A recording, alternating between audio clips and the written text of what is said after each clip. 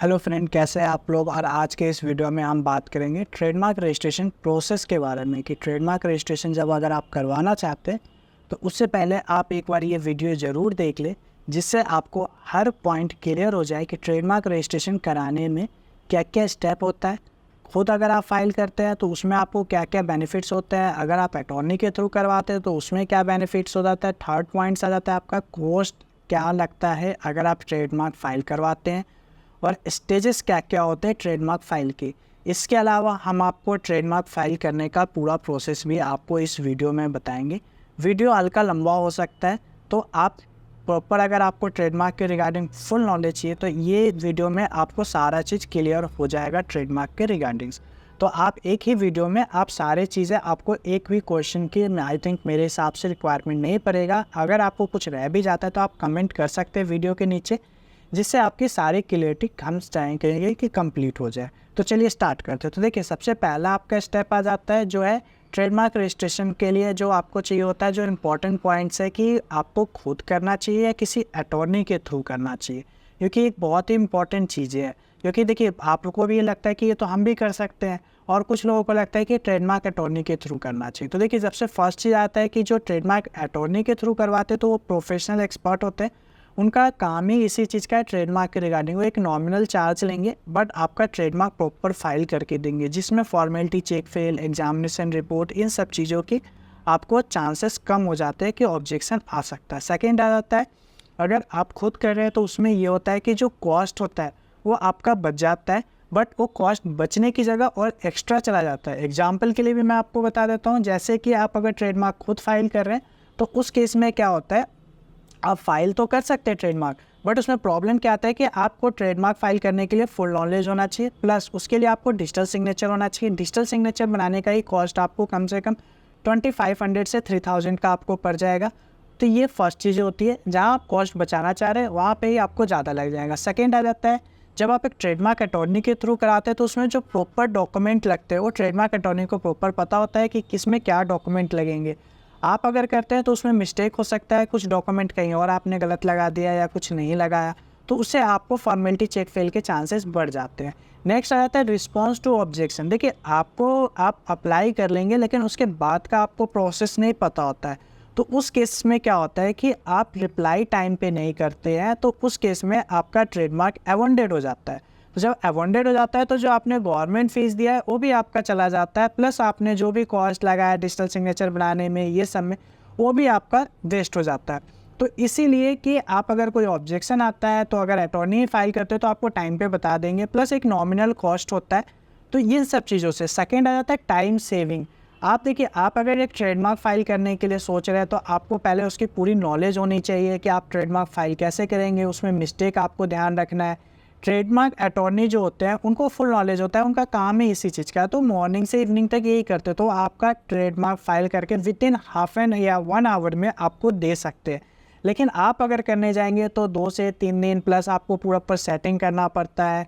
तो इससे अच्छा होता है कि आप एक ट्रेडमार्क अटॉर्नी को आप ट्रेडमार्क फाइल करने के लिए दें, और आपका टाइम भी बचे और आप अपने बिजनेस पे फोकस करें, जिससे आपको कोई ज़्यादा कॉस्ट ना लगे। एडिशनल सर्विसेज भी आपको ट्रेडमार्क अटॉर्नी देते हैं, जैसे आपको प्रॉपर सर्च रिपोर्ट बना के देंगे कि हम ये चीज़ आपका इसमें ये ऑब्जेक्शन आ सकते हैं, ये चीज़ आपका क्या है, आपको प्रॉपर एक्सपर्ट। आप गूगल से कुछ चीज़ें देख सकते हैं, लेकिन हर चीज़ है आप गूगल से नहीं सर्च कर सकते। तो ये एक बेनिफिट होता है ट्रेडमार्क अटॉर्नी से कराने का। नेक्स्ट आ जाता है आपकी, हम बात कर ले अब, तो इसमें आ जाता है रिक्वायरमेंट फॉर ट्रेडमार्क के लिए। देखिए, अगर ट्रेडमार्क के लिए आप फाइल करते हैं तो 4 टाइप से रिक्वायरमेंट होती है। आप इंडिविजुअल फाइल कर सकते हैं, अगर आप कंपनी के भी आप पे भी फाइल कर सकते हैं। लास्ट आ जाता है आपका पार्टनरशिप फॉर्म है, LLP है, प्रोप्राइटरशिप फॉर्म आ जाता है। उसके बाद क्लासिफिकेशन ऑफ गुड्स और सर्विसेज भी होती है, क्योंकि आपको क्लासिफिकेशन ऑफ गुड्स और सर्विसेज बहुत ही इंपॉर्टेंट पॉइंट्स है कि अगर आपने किसी और क्लास में आपने गलती से फाइल कर दिया है तो उस केसेस में आपका जो ट्रेडमार्क है वो वेस्ट हो जाता है, अमाउंट भी वेस्ट हो जाता है। तो इससे बचने के लिए आपको प्रॉपर देखना होता है कि आपका किस क्लास में ट्रेडमार्क फॉल कर रहा है। नेक्स्ट आ जाता है पावर ऑफ अटॉर्नी। अगर आप ट्रेडमार्क अटॉर्नी से करवा रहे हैं तो उसमें आपको पावर ऑफ अटॉर्नी की रिक्वायरमेंट पड़ती है, प्लस गवर्नमेंट फीस की रिक्वायरमेंट होती है। एग्जाम्पल के लिए मैं आपको दिखा देता हूँ, अगर आप एक ट्रेडमार्क के लिए आप फाइल कर रहे हो तो उस केस में आपको क्या करना होता है, ये देखिए मैंने प्रॉपर ये लिंक भी मैं आपको दे दूंगा, इसमें सारे क्लासेस का डिस्क्रिप्शन हमने डाला हुआ है। जिससे आप देख सकते हैं कि कौन कौन से क्लासेस मेन होते हैं, उसमें आपका क्या क्या है। उसके अलावा हमने प्रॉपर एक एक पॉइंट दे रखा है कि क्लास 1 किस चीज़ के लिए होता है, क्लास 2 क्या है आपका, क्लास 3 क्या है, क्लास 4 क्या है, क्लास 5 क्या है। ये सारे चीज़ें पॉइंट्स आपको दिखेंगे। 9 में आपका आ जाएगा, 10 में मेडिकल का आ गया आपका, 11 में आ गया। ऐसे ही करके आपको हमने प्रॉपर क्लास बता रखा है। प्लस इसके अलावा भी हमने एक एक क्लास का भी एक्सप्लेनेशन कर रखा है। तो क्लास का एक्सप्लेनेशन के लिए आप क्या कर सकते हैं, नॉर्मली आप जाके यहाँ पे देखेंगे तो आपको पर क्लास का आपको दिख जाएगा, ये देखिए। तो आप यहाँ पे भी जाके आपको अगर किसी पर्टिकुलर क्लास का देखना है, जैसे क्लास 5 का था, आप इस पर क्लिक करेंगे तो क्लिक करते ही आपको यहाँ पे सारी चीज़ें आपको शो हो जाएगा। जैसे देखिए यहाँ पे आपका क्लास 5 का आ गया, फार्मास्यूटिकल प्रोडक्ट। अब इसमें क्या क्या आता है, ये भी एक इंपॉर्टेंट पॉइंट्स होते हैं। तो यहाँ पे जाके जो चीज़ें नहीं आता वो भी हमने आपको यहाँ पे एक्सप्लेन कर रखा है। ये सारे चीज़ें आते हैं, आप देख सकते हैं कि आपका क्लास 5 में आ रहा है या नहीं आ रहा। तो इसके बेस पे भी आप चेक कर सकते हैं। सारा हमने एक एक पॉइंट यहाँ पे मेंशन किया हुआ है। तो ये बहुत ही इंपॉर्टेंट है। इसके लिए आप क्या कर सकते हैं, मैं आपको वो भी बताया था। आप गूगल पे नॉर्मल जाइए। गूगल पे नॉर्मल जाने के बाद आप यहाँ पे मेंशन कर सकते हैं legaltax.in। जैसे आप legaltax.in मेंशन करेंगे, आपको ये वेबसाइट ओपन हो जाएगा। वेबसाइट होने पे यहाँ पे आपको ऊपर ब्लॉग का ऑप्शन मिलेगा। ब्लॉग पे जाते ही आप यहाँ पे क्लासेस का देखिए, सारे क्लास के डिटेल्स आपको मिल जाएंगे। तो यहाँ से आप इजीली चेक कर सकते हैं कि आपका क्या है, कौन सी क्लासेस में अप्लाई करना है या नहीं करना है। अगर उसके अलावा आप हमसे अटॉर्नी के थ्रू करवाते हैं तो हम तो प्रॉपर सर्च करके आपको बताएंगे कि किस क्लास में अप्लाई होगा या नहीं होगा। ठीक है, नेक्स्ट आ जाते हैं हम। इसके बाद आपका जो पॉइंट्स है, नेक्स्ट पॉइंट्स पे आ जाते हैं हम कि गवर्नमेंट फ़ीस। तो गवर्नमेंट फ़ीस देखिए अलग अलग होते हैं। अगर आप खुद फाइल कर रहे हैं तो आपकी जो ऑनलाइन अप्लाई कर रहे हैं तो उसमें जो गवर्नमेंट फ़ीस आता है वो 4500 रुपीज़ पर क्लास के हिसाब से जाता है। प्लस अगर आप ऑफलाइन अप्लाई कर रहे हैं तो ऑफलाइन में जो जाती है वो 5000 प्लस पर क्लास जाती है। अगर आप वही स्मॉल एंटरप्राइजेस के अलावा आप अप्लाई कर रहे हैं तो उसमें जो ऑनलाइन की फ़ीस जो जाती है अटॉर्नी के थ्रू वो 9000 जाता है। प्लस अगर आप ऑफलाइन कर रहे हैं तो उसमें 10,000 गवर्नमेंट फ़ीस आता है पर। बट इसके अलावा प्रोफेशनल अलग से चार्जेस लेते हैं। वो डिपेंड करता है कि क्या चार्जेस है अप्लाई करने का। प्लस उसमें अगर आपका एफिडेविट जा रहा है तो एफिडेविट के चार्जेस अलग होते हैं, पीओए के होते हैं, प्लस अप्लाई के होते हैं। तो ये सारा चीज़ डिपेंड करता है। तो ये होता है एक बेस्ट कि आपको प्रॉपर पता होना चाहिए कि आप अप्लाई कर रहे हैं तो इससे पहले क्या क्या चीज़ का जाए। अब आ जाते हैं हम बात करते हैं स्टेज का। स्टेज के बाद हम एक एक पॉइंट पे, उसके बाद हम अप्लाई करने का भी आपको प्रोसेस बताएंगे कि आप अप्लाई कैसे करेंगे, क्या क्या चीज़ का आपको ध्यान रखना है। तो फर्स्ट स्टेज आ जाता है pre filing stage. Pre filing stage का मतलब ये होता है कि हम प्रॉपर ट्रेडमार्क सर्च करके आपको बताएंगे कि क्या इससे सिमिलर या सेम या क्या कोई और ऑब्जेक्शन आ सकता है आपके ट्रेडमार्क में। तो ये सारे चीज़ें आपको हम इसमें प्री फाइलिंग स्टेज में बताते हैं। उसके बाद आता है आपका फाइलिंग स्टेज आता है। तो फाइलिंग स्टेज में क्या होता है, आपका हम प्रॉपर टीएमए ड्राफ्ट होता है, सारा कुछ उसमें प्रॉपर सीज जाती है, सारे चीज़ें हम करके आपको देंगे। नेक्स्ट आ जाता है एग्जामिनेशन रिपोर्ट। एक होता है फॉर्मल एग्जामिनेशन रिपोर्ट है, एक सब्सटेंटिव एग्जामिनेशन रिपोर्ट। फॉर्मल में क्या होता है, वो चेक करते हैं कि आपने जो भी फॉर्मेलिटीज़ जो होती है ट्रेडमार्क की वो सारे फुलफ़िल किए हैं कि नहीं। सब्सटेंटिव में क्या होता है, वो चेक करते हैं कि क्या इससे किसी से मिलता जुलता तो नहीं है। तो ये थर्ड स्टेप हो गया। उसके बाद आपका नेक्स्ट स्टेप पे हम आ जाते हैं। तो नेक्स्ट स्टेप पे आते ही जैसे अब आ जाता है आपका रिस्पॉन्स टू एग्जामिनेशन रिपोर्ट। अगर कोई ऑब्जेक्शन आता है तो हम रिस्पॉन्स टू उसमें हम रिप्लाई फाइल करते हैं। रिप्लाई फाइल करने के बाद डिपार्टमेंट उसको अगर एक्सेप्ट कर देता है, देखिए यहाँ पे एक चीज़ ध्यान रखना होता है, या तो ये फिर एक्सेप्ट होता है, ठीक है, या तो फिर ये इसके बाद अगर एक्सेप्ट नहीं होता है तो फिर ये हियरिंग पे जाता है। ठीक है, हियरिंग पे जाने के बाद या तो इसमें फिर हियरिंग आती है, हियरिंग के बाद फिर एक्सेप्ट और एडवर्टाइज होता है। एडवर्टाइज होने के बाद फिर ये अगर 4 मंथ्स का टाइम होता है, ये 4 मंथ्स में अपोज्ड होना हो, अगर किसी ने करना होता है तो 4 मंथ्स के अंदर करता है, नहीं तो फिर आपका ये रजिस्टर होके आ जाता है। रजिस्टर होने के बाद आपको सर्टिफिकेट मिल जाता है। उसके बाद आप ट्रेडमार्क सिंबल लगा सकते हैं जिसको हम आर बोलते हैं। ठीक है, उसके बाद आपको ध्यान रखना होता है टाइम टू टाइम उसको रिन्यूअल करवाना होता है। प्लस इसके अलावा आपको एक चीज़ और ध्यान रखना, प्रोटेक्शन एंड इन्फोर्समेंट कि मतलब इसी नेम को कोई और अप्लाई करके उस ट्रेडमार्क को तो नहीं ले लिया। तो ये सारे प्रोसेस है, इसके बेसिस पे आप ट्रेडमार्क अप्लाई के लिए सारी, आई थिंक आपकी सारी क्वेरी क्लियर हो गया होगा। अब हम चलते हैं ट्रेडमार्क रजिस्ट्रेशन प्रोसेस की तरफ कि अगर आप एक ट्रेडमार्क फाइल खुद करना चाहते हैं, आपको किसी अटॉर्नी की रिक्वायरमेंट नहीं है, तो आपको किस किस चीज़ का ध्यान रखना है और कैसे आप फाइल करेंगे। तो चलिए स्टार्ट करते हैं। हाँ जी फ्रेंड, तो अब हम स्टार्ट करते हैं। चलते हैं अब IP इंडिया के साइट पे, जहाँ से हम आपको बताएंगे कि ट्रेडमार्क फाइलिंग के लिए स्टेप बाय स्टेप क्या करना होता है। तो सबसे पहले आपको जाना है IP India. IP India click करेंगे। जैसे आप IP इंडिया के साइट पे आएंगे, यहाँ ऑफिशियल वेबसाइट आ जाएगा इंटेलेक्चुअल प्रॉपर्टी राइट्स का।